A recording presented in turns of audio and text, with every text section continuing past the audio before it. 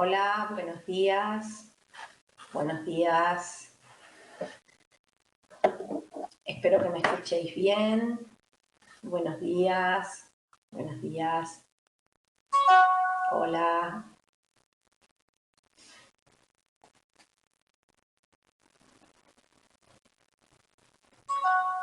Buenos días. Gracias por asistir a estas sesiones. Y bueno, vamos a poner en marcha la grabación porque así disponen de ella los estudiantes que no puedan asistir en este momento y también vosotros mismos si después queréis repasar este tema. El capítulo ha sido escrito por el profesor Kiko Medina, Francisco José Medina, que es profesor en la Universidad de Sevilla, que se ha formado en esta universidad junto a la catedrática de Psicología del Trabajo y de las Organizaciones, la profesora Lourdes Munduate, que es una de las personas más prestigiosas en esta área, y ellos han trabajado durante muchísimo tiempo en el tema del conflicto en el trabajo y lo han hecho desde la doble perspectiva teórica y práctica.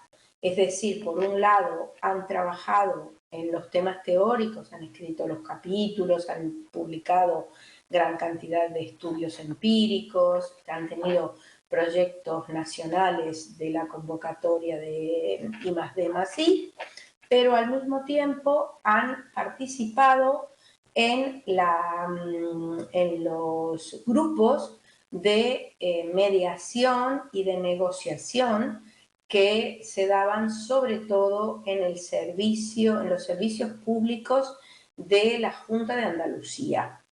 Y por lo tanto han tenido esa doble perspectiva aplicada y teórica. Si leéis el capítulo, que además se lee súper agradable y súper fácil, vais a ver que Kiko plantea muchos ejemplos que seguramente son ejemplos de su propia experiencia cotidiana en los servicios de mediación y de arbitraje de la Junta de Andalucía. Vamos entonces al capítulo, que la verdad a mí me ha parecido hermoso y además muy bien explicado todo, ¿no? Este es el índice, hay una introducción, se analizan los tipos de conflicto, el proceso de escalamiento, de crecimiento del conflicto, estrategias para reducir la intensidad del conflicto, habla un poco de los procesos de mediación y de las conclusiones. Si estáis interesados en ampliar esta línea de trabajo, que es muy útil y muy interesante, tanto por la práctica del día a día, donde surgen realmente conflictos en los ámbitos laborales, como por la posibilidad de tener un desarrollo profesional como mediadores, tenéis que recurrir a la bibliografía que él cita y a los cursos y programas de formación que ellos mismos ofrecen.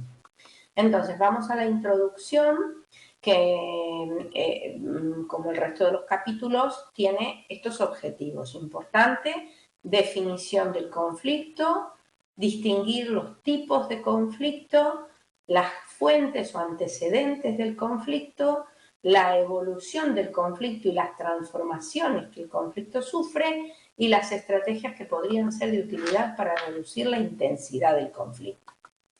Importante señalar que en el tema de conflicto hay que distinguir entre lo que es una transacción en el ámbito laboral y lo que es una disputa. Una transacción es simplemente un intercambio, una negociación entre partes que van a controlar un conjunto de recursos o un conjunto de elementos valiosos para cada una de ellas. Nos ponemos de acuerdo, por ejemplo, en un reparto de tareas. Eso es una transacción. El conflicto, la disputa, surge cuando hay un malentendido, una discrepancia en alguna cuestión, y ahora veremos de qué tipo de cuestiones se pueden tratar. Y además, otra característica reside en el hecho de que las emociones de las partes implicadas en el conflicto suelen estar muy activadas. Es decir, el conflicto tiene un componente transaccional y un componente emocional. Mientras que en la transacción el componente emocional es muy bajo o inexistente. Entonces, ¿de qué tipo de conflictos estamos hablando en el trabajo? Pues de una gran variedad. El conflicto se puede centrar en cómo realizar la tarea, en los valores que están detrás de la realización de la tarea, por ejemplo, discrepancias sobre lo que es correcto y lo que no es correcto. El conflicto puede estar también en el límite de intereses de las personas y de los grupos. Por ejemplo, supongamos, voy a poner ejemplos del ámbito académico, que son los que mejor controlo. Pensemos, por ejemplo, en una persona que quiere publicar un nuevo manual para una asignatura, pensemos en la UNED, y este manual tiene que ser aprobado por el Consejo de Departamento. Entonces, por motivos X, el Consejo de Departamento considera que le conviene más, como grupo, impedir la aprobación de este manual. Entonces, aunque la persona lo tenga escrito de punta a cabo, en ese momento, cuando tiene que pasar por la aprobación, se vota en contra y no se le aprueba. Eso genera un importante conflicto, porque hay unos derechos individuales y a la vez hay unas potestades grupales, ¿no? Pero el conflicto también puede ser el resultado de que los rumores o las maledicencias de determinadas personas afecten negativamente a la relación entre las personas, ¿no? Por ejemplo, supongamos que en la misma situación anterior lo que sucedía era que había alguien moviendo en el departamento los hilos para que el departamento se posicionara en contra de esta persona que quería publicar el nuevo manual. Entonces fue por los despachos de cada uno, hablándoles, diciéndoles, oye, mira, que estaba a publicar su manual y fíjate, a mí no me ha invitado, a mí no me ha dejado, yo que sé tanto de este tema y que siempre lo he escrito yo, pues ahora no me han dejado participar, fíjate qué injusto, y mueve a todo el grupo en función de unos factores que no son fáciles de demostrar, con independencia de que tenga razón uno u otro, pero sobre todo que están basados en la rumorología y no en elementos objetivos, ¿no? Cualquiera de estas situaciones puede tener muchísimas partes. Las partes pueden ser los individuos, pueden ser los grupos, puede ser también la estructura jerárquica, pensar que en una situación como esta, que os estoy contando, estaría implicada la profesora que quiere editar el manual, el departamento, la otra profesora que se opone y que movió el departamento en contra del anterior, el decanato, el vicerrectorado y posiblemente también la Audiencia Nacional y el Tribunal Superior de Justicia de Madrid, cuando la persona a la que no se la dejó publicar su manual y que va en contra de la libertad de cátedra recurra a estos tribunales. Es decir, que se monta un lío importante, como podéis imaginar, ¿no? En todo caso, las causas de los conflictos, como veis, suelen ser por lo general diferencias personales o estilos de trabajo distintos. Os dais cuenta que todo esto no significa que unos sean excluyentes respecto de los otros, ¿no? La mayor parte de las razones no suele estar, como os dais cuenta aquí, en los aspectos objetivos, es decir, en la promoción, en el absentismo, en las condiciones laborales, sino más bien en elementos que tienen un importante grado de subjetividad. Y eso es parte de lo que va a complicar la gestión del conflicto. Y fijaros que siempre hablo de gestión, nunca hablo de solución, porque los conflictos como tales, o de resolución, como dicen muchos cursos de estos que nos venden por internet, resolución de conflictos. Para poder resolver los conflictos hay que ser mago o Jesucristo. Por lo tanto, en psicología de las organizaciones no hablamos de resolución del conflicto, hablamos de gestión del conflicto. Incluso existen ciertas tendencias, ¿no? Ciertas líneas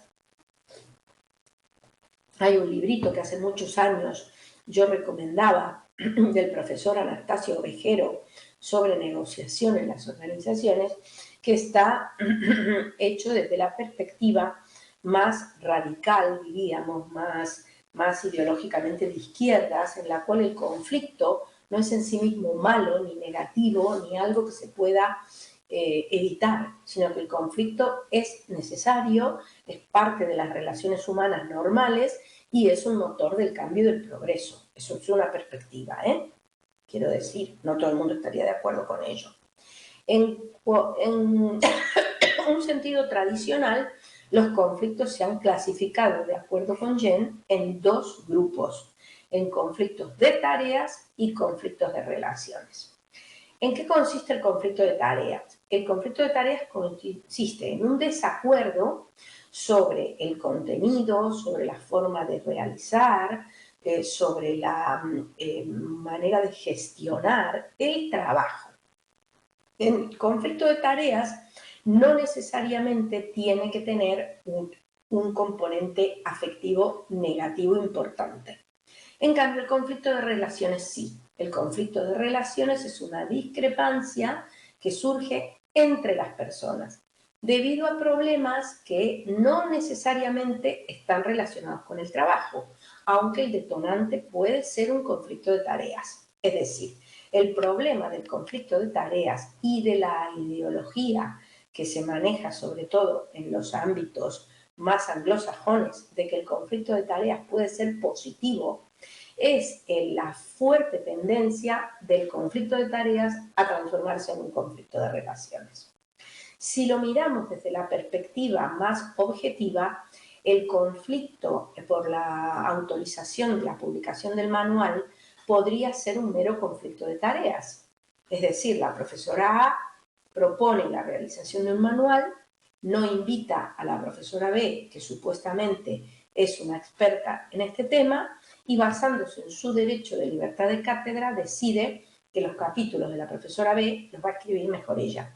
Esto es un mero conflicto de tareas. ¿Pero qué sucede? Que por lo general el conflicto de tareas esconde un conflicto de relaciones anterior o derrapa, diríamos así, como cuando se produce un corrimiento de tierras, hacia el conflicto de relaciones.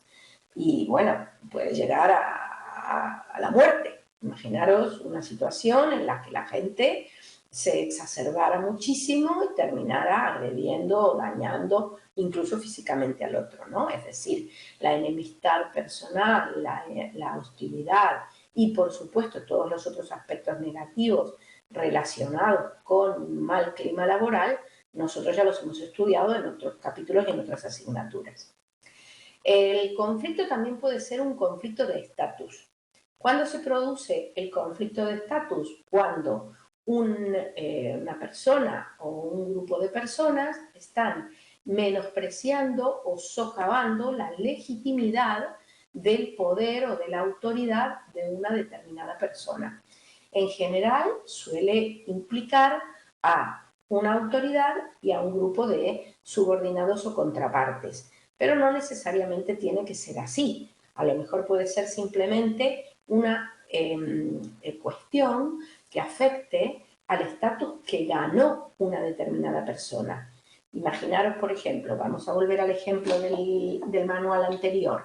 Imaginaros, por ejemplo, que la profesora que quiere publicar el manual nuevo, lo que sucede es que ha pasado de un nivel de profesora a otro nivel superior.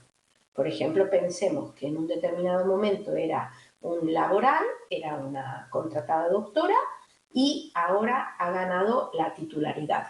O que era titular y pasando en el primer caso de ser un contratado laboral a ser un funcionario de la universidad. Esto dentro de los estamentos de una organización burocrática que habéis estudiado, que las universidades lo son, es un elemento que está asociado al poder y al estatus. Entonces, en este caso, esa profesora tendría un conjunto de potestades que antes no tenía. Pero el grupo la desafía. Bueno, ¿por qué? Pues quizá podríamos aquí hacer un planteo de género, ¿no? Es decir, el otro día lo escuchaba en una serie de televisión. Una mujer con poder es siempre algo desagradable y tiene que venir algún hombre a ponerla en su lugar.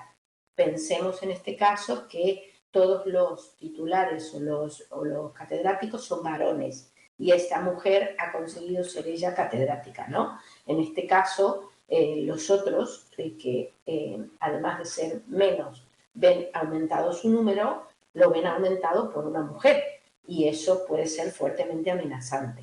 Y entonces esto puede generar el conflicto de estatus. En definitiva, es un desafío o una deslegitimación de alguien que tiene un estatus o un poder consolidado por otros, por parte de otros, ¿no? En ocasiones también hay conflictos vinculados a las negociaciones colectivas o a temas relativos a las negociaciones colectivas, no porque haya realmente en sí misma una negociación colectiva. Cuando digo a temas relacionados con la negociación colectiva, me estoy refiriendo a temas referidos a la organización de la plantilla, de los puestos de trabajo, del horario, de la carga de trabajo, etcétera, ¿no? Y aquí puede haber de vuelta dos tipos de conflictos. Los conflictos basados en intereses y los conflictos de tipo jurídico. Los conflictos basados en intereses son aquellos que van de alguna manera a establecer las condiciones del empleo, los términos del empleo. Es decir, por ejemplo, supongamos, tú tienes en una unidad un conjunto de actividades que son muy deseadas y otras que nadie quiere realizar, ¿vale? Pensemos, por ejemplo, en un departamento docente hay una carga docente, una cantidad de asignaturas que dictar.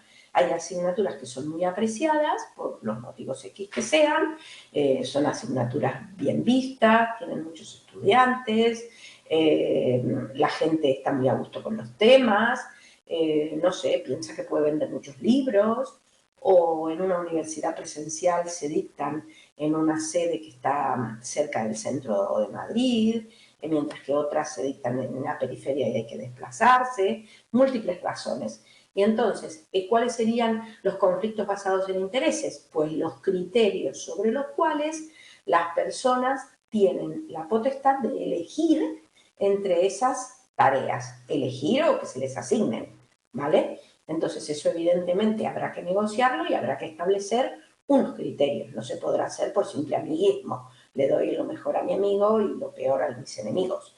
Ese también podría ser un criterio, como cualquier otro. Por eso, el conflicto basado en intereses en ocasiones comienza como conflicto en intereses, pero termina como un conflicto de tipo jurídico. ¿Por qué? Porque normalmente existe un marco legal dentro del cual se estableció o queda por establecer algún tipo de normativa que regule la situación. Por ejemplo, en un departamento docente, vuelvo a poner el mismo ejemplo, se elige por categoría y antigüedad. Si entráis a la página web de la UNED, al Vicerrectorado de Profesorado, veréis un listado del orden de prelación para la elección. ¿Eso qué significa? Significa que para elegir las asignaturas se puede hacer de buen rollito, es decir, todos estamos de acuerdo y cada uno se va a la asignatura que más le gusta y también se puede establecer por categoría y antigüedad. Hay departamentos que lo hacen de una manera, departamentos que lo hacen de otra. Pensad vosotros, por ejemplo, en una universidad presencial, el otro día me contaba un amigo, él tiene la asignatura de psicología de los grupos, pero en la sede más cercana a Madrid, donde además estudian los alumnos que obtuvieron las mejores notas de selectividad. Mientras que en cambio, en la sede que está más lejos de Madrid, estudian los estudiantes que tuvieron peores notas de selectividad, porque fueron los que fueron obligados a desplazarse a esa sede. Entonces él, como es el catedrático más antiguo, elige siempre la sede de Alcorcón y no la de Aranjuez, por ejemplo. En todo caso, estos conflictos son significativamente diferentes, los de intereses respecto de los jurídicos. ¿Por qué? Porque los de intereses podrían permitir llegar a una situación integrativa. Es decir, si nos basamos en un conflicto de intereses y nos ponemos de acuerdo sobre el reparto de la docencia, como digo yo, de buen rollito, pues entonces yo te doy esto que te interesa y tú me das esto otro, todos estamos de acuerdo y llegamos a una solución, digamos, donde todos perciben que ganan algo, aunque tengan que ceder algo. Pero en cambio, si lo transformamos en un conflicto jurídico, es decir, vamos a categoría y antigüedad, entonces es muy probable que una de las partes termine perdiendo, indudablemente la que tenga menos legitimidad. Imaginaros incluso que en el caso del conflicto jurídico, las alternativas al desacuerdo estén en la vía judicial, como decía antes, ¿no? Si entráis en internet, vais a ver cómo en el año 89 el catedrático de Derecho Constitucional, Óscar Alzaga, que venía a la UNED, que tenía su plaza de catedrático en la UNED, y volvía de haber estado un tiempo con un permiso porque estuvo en la Cámara de Diputados o de senadores, no lo sé. Este señor volvía a ejercer la docencia y se encontraba con que el otro catedrático, que se llamaba Antonio Torres del Moral, había creado su propia editorial, que justamente se llamaba Átomo, Átomo porque era Antonio Torres del Moral, y había editado unos manuales que pretendía que fueran los que todo el mundo tenía que utilizar para enseñar la asignatura. Entonces, en ese momento, el otro catedrático, Óscar Alzaga, le pide a la UNED que divida la asignatura para no tener que dar la docencia con el manual con el cual no estaba de acuerdo, y la UNED no le hace caso. Y por lo tanto, este señor inicia un juicio a la universidad y va a todas las instancias, hasta el Tribunal Constitucional, y finalmente la Audiencia Nacional se pronuncia a favor de Óscar Alzaga, diciendo que efectivamente la libertad de cátedra, que en cualquier universidad se ejerce yendo al aula a decir lo que uno considera más oportuno, pero que en la UNED no se puede ejercer porque los profesores, máxime en aquellos tiempos, no tenían la oportunidad de dictar clase, se ejerce a través de la publicación de los manuales. Publicación o elección de los manuales. No necesariamente tiene que ser el manual editado, publicado por uno, ni escrito por uno mismo, puede ser el de otro.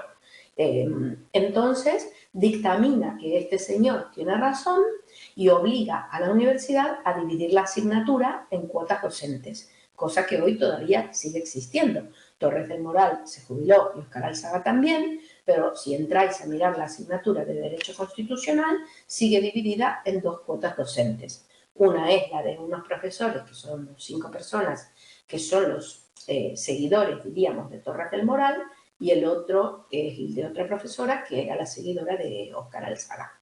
Entonces, la alternativa al no acuerdo fue evidentemente muy visible, tan visible que está incluso publicada en noticias del periódico, porque fue una sentencia innovadora que protegía la libertad de cátedra a través de la elección de la bibliografía básica. Y esta división de las asignaturas se ha dado y se sigue dando en la UNED en diferentes facultades y programas de diferentes asignaturas, justamente por este desacuerdo, ¿no? Entonces, imaginaros vosotros que esta profesora, a la cual no se le autoriza a publicar el manual y a poner su libro, recurre al rectorado diciéndole, oye, hay una sentencia de la Audiencia Nacional donde dice que yo tengo derecho a elegir mi propio manual. Por lo tanto, vamos a dividir la asignatura en cuotas docentes, voy a exigir que se dividan cuotas docentes, la otra profesora puede poner la bibliografía que quiera, en la que ella escriba sus capítulos, y yo la bibliografía que yo quiera, porque de lo contrario estáis conculcando un derecho reconocido por la Constitución, amparado por la Constitución, como es la libertad de cátedra. Como veis, las situaciones en el trabajo no solamente pueden llevar a conflictos, sino que el conflicto puede escalar. Es decir, que el conflicto puede ir creciendo en intensidad, evolucionando de tal forma que se vaya transformando en una situación cada vez peor. Y aquí este apartado me parece formidable, porque Kiko explica muy bien cómo escala el conflicto. Y el conflicto escala a través de 4 transformaciones. De lo pequeño a lo grande, es decir, empieza siendo por un pequeño desacuerdo, que puede ser, como decíamos, por la aprobación de un manual, pero al final termina contaminándolo todo. Y digamos que es como si explotara la situación dentro de ese departamento. ¿Por qué? Porque va a afectar a la decisión de las asignaturas que se repartan, a la docencia cuando los profesores que se llevan mal tengan que trabajar juntos, va a afectar al reparto de los recursos, va a afectar a todas las actividades que las personas realicen. También va a escalar de lo específico a lo general. Es decir, lo que era un pequeño problema entre 2 personas va a terminar escalando hasta los tribunales. Es decir, se va a transformar en un problema para toda la institución.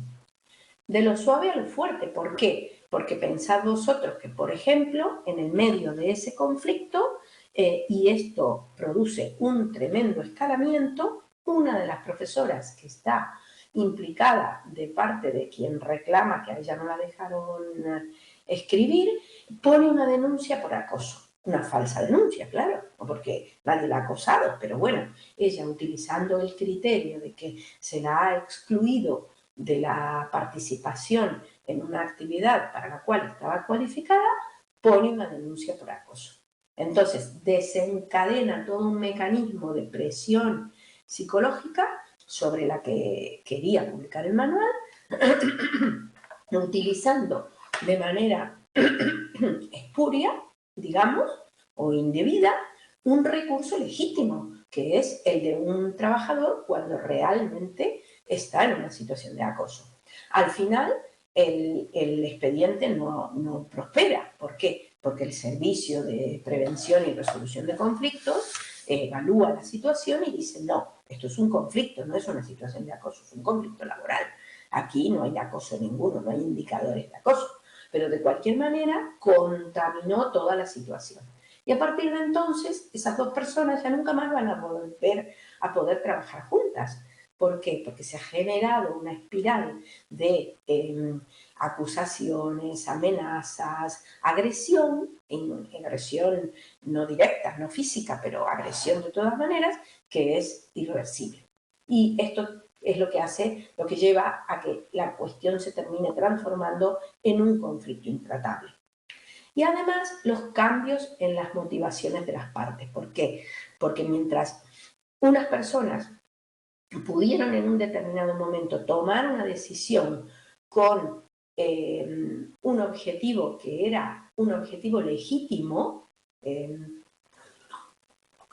vamos a imaginarnos que la profesora que quiere publicar el manual lo hace porque ha ganado una nueva posición de catedrática y además porque el manual que está en vigor es un manual que ya está obsoleto porque en el área de, no sé, me lo estoy inventando, psicología clínica o psicología de las organizaciones, se han producido muchísimos cambios a consecuencia de la pandemia y del confinamiento y hay que actualizar los contenidos. El mundo ha cambiado mucho con el COVID y además porque el manual anterior tiene muy malos comentarios y valoraciones de los estudiantes, ¿no? Pensemos que es un manual en el que hay errores, referencias, errores, incluso hasta exageremos, errores de ortografía. Imaginemos que hay un manual que tiene esas características y los estudiantes se quejan. Se quejan un año, se quejan otro, se quejan otro, se quejan otro y nadie les hace ni caso. Bueno, cuando esta mujer llega a tener la cátedra y es catedrática, dice, pues ahora es el momento de que yo pueda escribir un manual en el cual la cosa esté bien hecha y se ofrezca un buen material a los estudiantes. Pero luego la situación se tergiversa totalmente. ¿Por qué? Pues porque se transforma en un conflicto con la compañera y en un conflicto con todo el departamento. Y entonces, a partir de ahí, las motivaciones cambian, porque ya no se trata de escribir un buen manual ni de tener un buen material, pues, sino de ganar una disputa. Y a veces, como dicen, en la guerra todo vale. Entonces, el problema hace que las motivaciones que eran legítimas en un principio, en un determinado momento pasen a ser motivaciones espurias, ¿no? Diríamos, porque uno lo único que quiere en esas situaciones es restaurar la justicia. Y a veces para restaurar la justicia emplea mecanismos que no son legítimos, ¿no? Si a mí me has dañado en una cosa, pues yo para restaurar la justicia intento resarcirme. Y ese resarcirme puede ser ilegítimo, ¿no? Por otra parte, las personas implicadas en los conflictos también sufren cambios psicológicos. Uno de los más importantes es el proceso de despersonalización. Entonces, en la despersonalización es no pensar que se trata de un conflicto entre, me lo estoy inventando, ¿no?, Gabriela y Luisa, sino un conflicto entre esta que quiere ser catedrática o que es catedrática y el resto de los profesores. Entonces allí la categorización ya es grupal. Y vosotros sabéis que cuando se activan las categorizaciones grupales, se activa una identidad y por lo tanto una serie de consecuencias asociadas, ¿vale? Y también la deshumanización. El autor pone un ejemplo justamente relacionado con el conflicto palestino-israelí, pero hay un ejemplo muy, muy bueno publicado en la revista Psicotema por el profesor Luis de la Corte y por Amalio Blanco, que es un análisis de del discurso de los periódicos Abertzales, Gara y Evin, en las semanas, en el tiempo, perdón, creo que fueron días, no fueron ni siquiera una semana, que sucedió entre el secuestro de Miguel Ángel Blanco, que no sé si os acordáis de eso, en el año 97, si no me equivoco, entre el secuestro de Miguel Ángel Blanco y la muerte de Miguel Ángel Blanco. Cómo el discurso de los periódicos abertzales cambia en esos días. El análisis es formidable y el artículo está escrito en la revista Psicotema y publicado a texto completo. Lamentablemente es un artículo que está publicado en inglés, pero yo creo que eso se produjo porque ellos lo debían tener preparado para mandarlo a otra revista y a lo mejor no se lo aceptaron y finalmente lo terminaron publicando en Psicotema, que es una publicación de menor categoría. Pero el trabajo es un trabajo formidable. Luis de la Corte es un experto de la Universidad Autónoma de Madrid que lleva muchísimo tiempo estudiando la radicalización y el terrorismo. Otra cuestión muy importante está relacionada con el heurístico de accesibilidad o de disponibilidad. Esto ya lo habéis estudiado en primer curso, si no lo tenéis presente, por favor, volver al manual de psicología social. ¿Por qué? Porque el heurístico de accesibilidad distorsiona la información, la percepción de la información en las situaciones de resolución de conflicto. La información negativa, la información que está teñida emocionalmente, la información que presenta la gente que es muy persuasiva, la información que abunda es la información que nos puede sesgar en el proceso de toma de decisiones y como tal afectar a las decisiones, por ejemplo, en una negociación. El exceso de confianza es una tendencia habitual en todas las facetas de la vida. También lo habéis estudiado en psicología de primero, en los sesgos egoprotectores o los sesgos que nos llevan a creer en nuestra invulnerabilidad o en la difícil posibilidad de que algo nos afecte a nosotros, ¿vale? Las creencias de invulnerabilidad están justamente basadas en esta tendencia a la confianza excesiva. En la gestión de las disputas también existe esa tendencia. Por ejemplo, pensad vosotros, volvemos al ejemplo nuevamente de la profesora que es catedrática y que quiere publicar su manual. Cuando ella accede a la cátedra, su experiencia previa es que la publicación de los manuales no generaba ningún conflicto en ese departamento. Simplemente los manuales tenían que ser aprobados en una reunión del consejo, pero eso era un mero trámite. Es decir, la gente llevaba la propuesta del manual, en los asuntos de trámite se pasaba el índice del manual, todo el mundo lo miraba, a lo mejor alguien hacía algún comentario, pero vamos, que no tenía más historia. Nadie le ponía pegas a los manuales que querían publicar los otros. Igual que no se le pone pegas a lo que un profesor dice en el aula cuando escribe en la pizarra. Por otro lado, su experiencia es que además a quienes eran catedráticos, pues en general, por estar en un estatus superior, nunca se les decía nada, muchísimo menos. Por lo tanto, su idea es, bueno, pues ahora que yo soy catedrática, pues a mí me van a tratar igual que al resto de los catedráticos y el resto del departamento no se va a poner en mi contra. No tiene sentido, esto nunca ha pasado. Pues eso es confianza excesiva. ¿Por qué? Pues porque debería haber valorado que posiblemente había otras variables influyendo y que podían influir negativamente en este hecho y acabar generándose esta situación de conflicto. Por otro lado, hay procesos de polarización. Es decir, esto también lo habéis estudiado en primer curso en la asignatura de procesos grupales. La polarización grupal es el resultado de que después del debate, de la discusión, los grupos suelen adoptar posturas más extremas que las que tenían al inicio. Es decir, si el grupo está a favor de algo, va a estar más a favor. Y si el grupo está en contra de algo, después del debate va a estar todavía más en contra. Es decir, la polarización a lo que lleva es a una intensificación de las posiciones. Este es un sesgo contrario a nuestra intuición, que nos viene a decir que siempre los grupos matizan las posiciones de los individuos y suelen tener actitudes más moderadas que los individuos. Pues esto no es así. Después del debate o de la discusión, la posición de los grupos tiende a intensificarse, no a suavizarse. Y lo digo tanto en el sentido, lo digo no, lo dice la literatura científica, tanto en el sentido de que el cambio sea hacia las posiciones de mayor precaución como hacia las posiciones de mayor riesgo.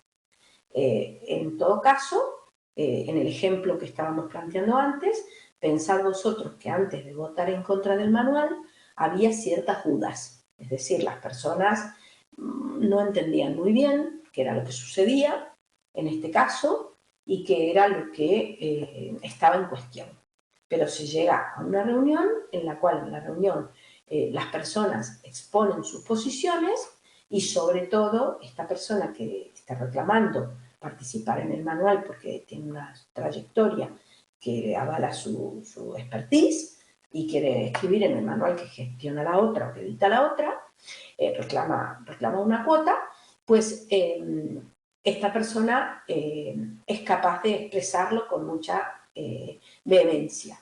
Por consiguiente, el grupo, que ya está posicionado a su favor, va a posicionarse todavía más a su favor. Y entonces, posiblemente, en esa situación, acabe teniendo todavía una votación más en contra la que había propuesto el manual al inicio. Como resultado de la polarización. Y por último, existe también un proceso muy delicado que podemos conocer como entrampamiento. ¿En qué consiste el entrampamiento? El entrampamiento consiste en promover una posición que al inicio contiene un error, pero la persona no advierte que contiene un error. Sin embargo, el resultado de ese proceso la va a llevar a una especie de callejón sin salida. En eso consiste el entrampamiento. Es decir, si yo he planteado una situación equivocada al principio, excluyendo, por ejemplo, supongamos, la profesora que quiere publicar el libro y se encuentra con el problema de que el departamento no la aprueba. Pues, en este caso, dejemos de lado la libertad de cátedra. Pensemos simplemente que la libertad de cátedra no existe y que esta persona está obligada a permitir que la colega participe. Si estuviera obligada a permitir que la otra colega participe, sería un grave error que al inicio del proceso la excluyera. ¿Por qué? Porque eso le lleva a una deriva de la cual después no puede salir. Es decir, volver atrás para decir, uff, lo siento, me he equivocado. Bueno, pues ahora que si quiere participar, participe en los términos que ella quiere, la pone en una situación de desventaja absoluta. ¿Por qué? Pues porque tiene que decir, bueno, pues hago lo que digáis. Esta mujer tiene la sartén por el mango, hasta que ella no diga que sí, el departamento no va a aprobar el manual. Por consiguiente, el haber tomado una decisión errónea en el inicio es lo que la lleva a esta persona a estar comprometida con un curso de acción en el cual cada vez se vuelve más extrema la posición y cada vez tiene menos posibilidades de volver atrás. ¿Por qué? Porque el coste personal y el coste de imagen de volver atrás y de decir, mira, lo siento, me equivoqué, vale, vamos a negociar, a ver tú qué quieres para que el departamento apruebe el libro, pues es un coste muy grande y que no todo el mundo tiene la humildad de pagar, aunque hay personas que están dispuestas a pagarlo, esos costes, claro. Lo que pasa es que hay que además entender que en ocasiones el entrampamiento no se produce solo por el individuo, sino que se produce por el grupo al que el individuo representa. En una negociación, por ejemplo, pensad vosotros que está una persona, pero está en cuanto individuo, pero además está defendiendo los intereses de otras partes. Y como defensor de los intereses de otras partes, no puede ceder. ¿Por qué? Porque si cede, no cede solamente por él, sino que cede también por los otros. Y claro, los otros le pueden pedir cuentas y decirle, oye, ¿qué es lo que ¿a qué acuerdo has llegado? Este acuerdo no nos beneficia. Eso suele suceder en las negociaciones sindicales. Kiko explica en los siguientes apartados cuáles serían los mecanismos para desescalar un conflicto. Lo primero que hace es analizar cuál es la escalada del conflicto, o mejor dicho, las fases de la escalada del conflicto, ¿vale?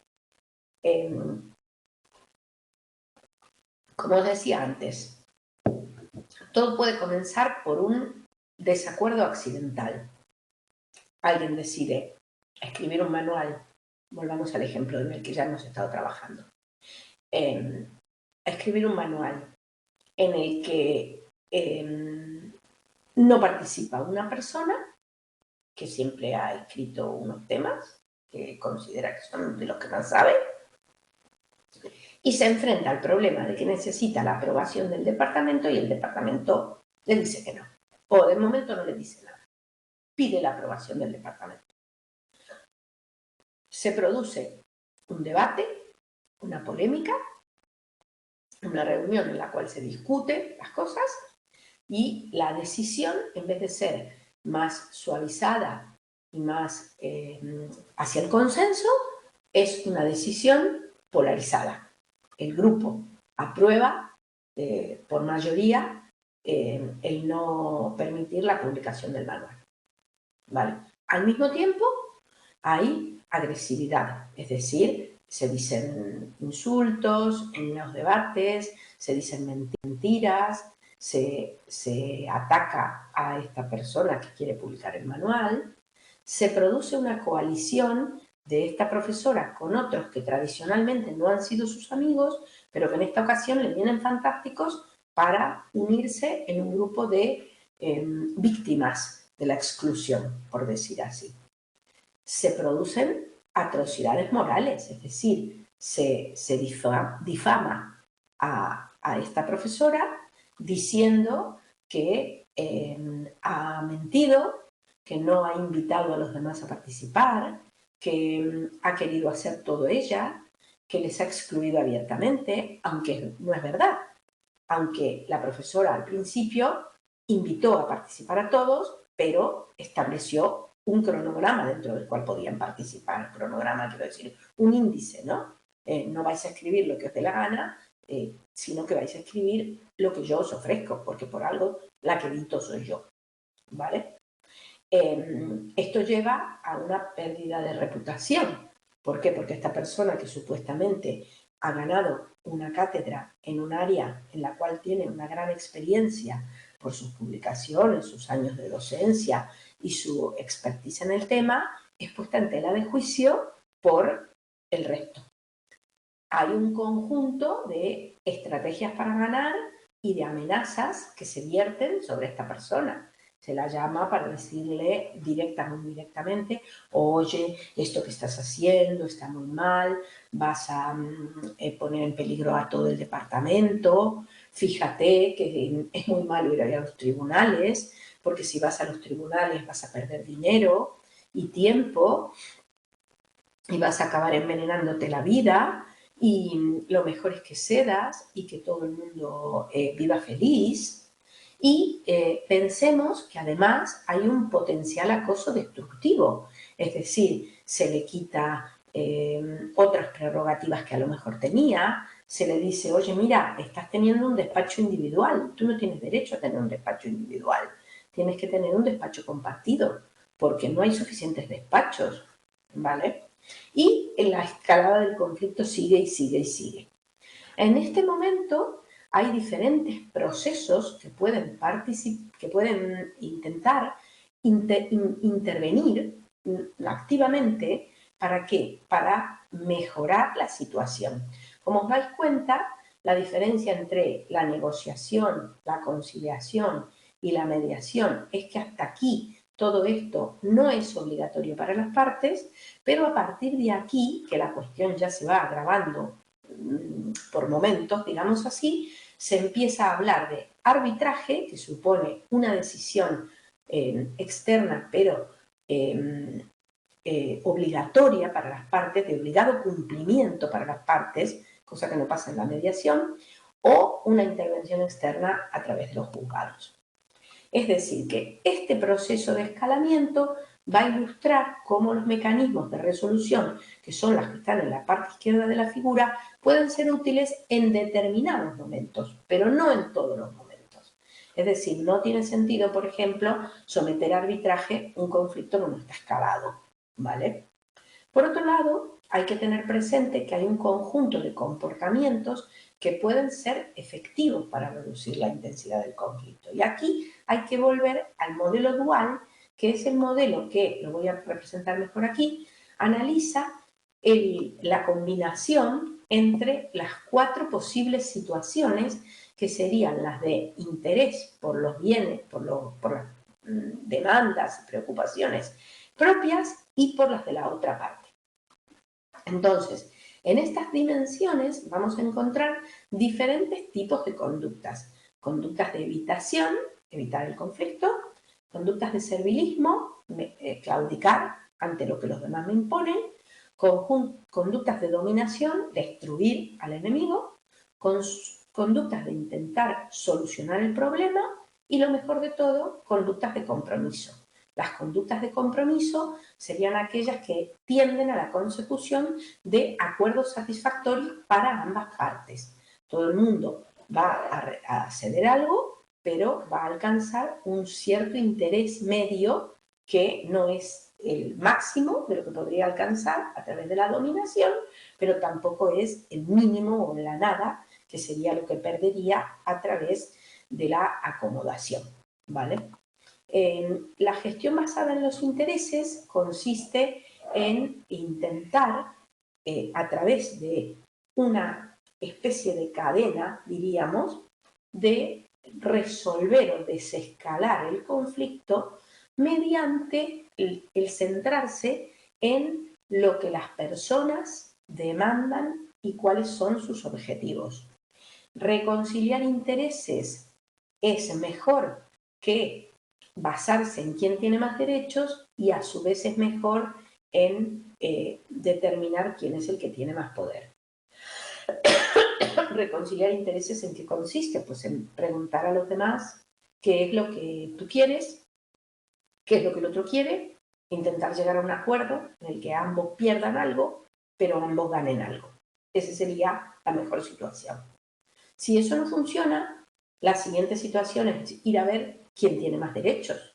Es decir, los derechos los tiene la profesora, que está amparada por el Tribunal Constitucional para legitimar su libertad de cátedra, o las tiene el departamento, que tiene la potestad de aprobar o no la publicación de una determinada bibliografía básica. Y por último, si eso no estuviera claro y no se pudiera resolver por ahí, habría que ir a ver quién tiene más poder.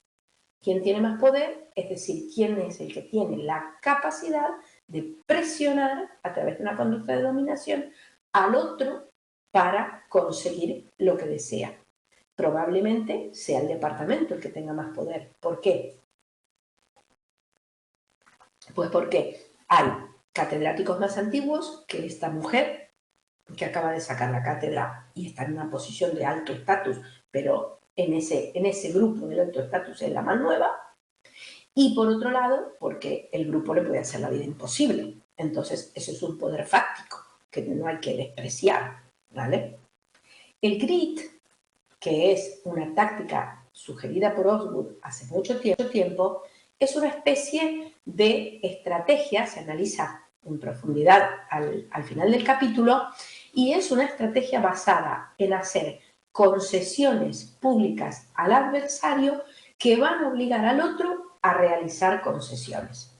Imaginemos que en el consejo de departamento esta profesora dice públicamente, elude el entrampamiento, ¿no? No cae en el entrampamiento, sino que dice públicamente, yo he cedido, yo me equivoqué, lo hice mal, y entonces tengo que ceder y rectificar.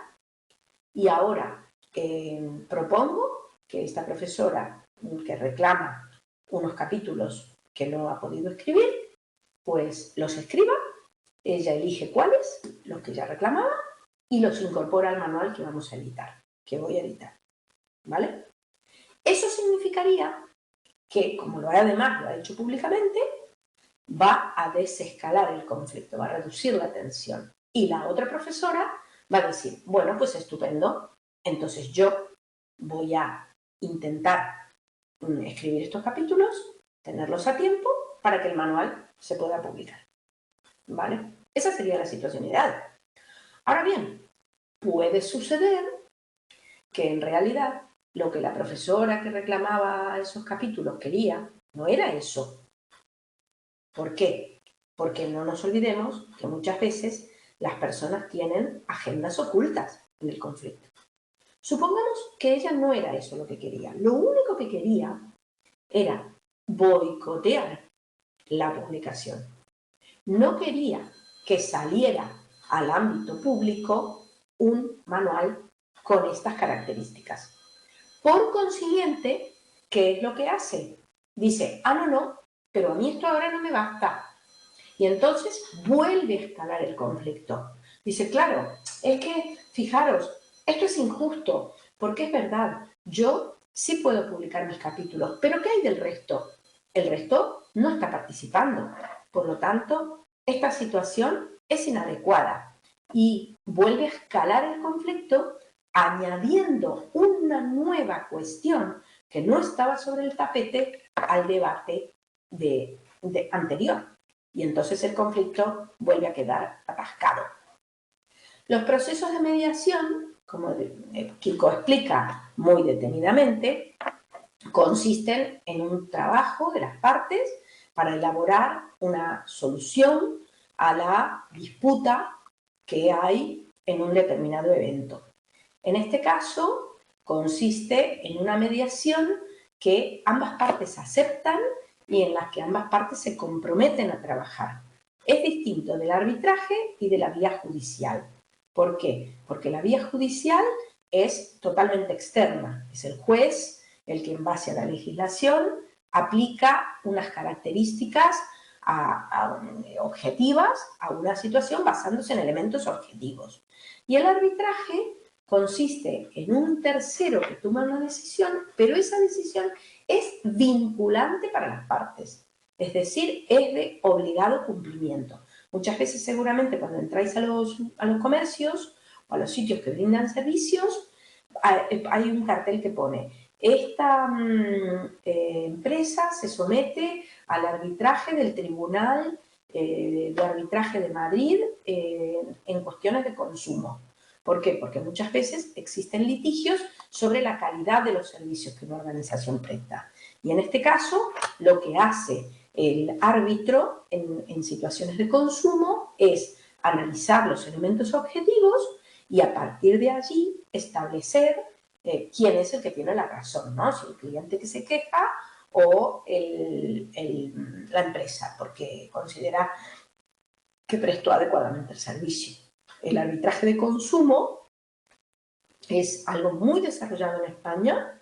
Yo he asesorado en una ocasión, trabajando en temas de satisfacción al consumidor, a Navarra en esta cuestión, en una evaluación en un proceso de evaluación de una OMIC en Navarra, y es una línea de trabajo muy valiosa porque evita colapsar los juzgados con cuestiones que son importantes pero que se pueden resolver por otro procedimiento. Y por último, el capítulo plantea las conclusiones, que sobre todo están centradas en el hecho de que el conflicto tiene costes enormes, consecuencias gravísimas para las personas y para las organizaciones. Pensad vosotros en ese departamento que siempre hemos estado poniendo como ejemplo. Pensad vosotros en las relaciones personales deterioradas, en la salud de esta catedrática que creía que todo iba a ir mejor a partir del momento en que había alcanzado un objetivo de desarrollo de carrera, y a partir de ahí todo se tuerce. Pensad vosotros en el clima de trabajo en el interior de los diferentes grupos que van a tener que llevar adelante las asignaturas, y pensad vosotros en el interés final de los clientes o de los destinatarios del servicio, que son los estudiantes, que podrían disponer de un manual nuevo, actualizado y bien escrito, y van a tener que seguir trabajando con un manual antiguo, obsoleto y con faltas de ortografía. Evidentemente, todos los aspectos de la vida organizacional se van a ver afectados negativamente por algo que podría haber sido productivo y beneficioso para el grupo, para la organización y para los individuos, para todos los grupos de interés, y que en realidad no lo puede ser. Bueno, como os decía, a mí me ha parecido un capítulo magnífico. Kiko es un experto en este tema. Podéis buscar en ResearchGate y en las bibliotecas muchos materiales, incluso un manual muy bueno sobre conflicto y negociación en el trabajo, que han escrito él y la profesora Lourdes Munduate, que ha sido su maestra durante mucho tiempo en la Universidad de Sevilla.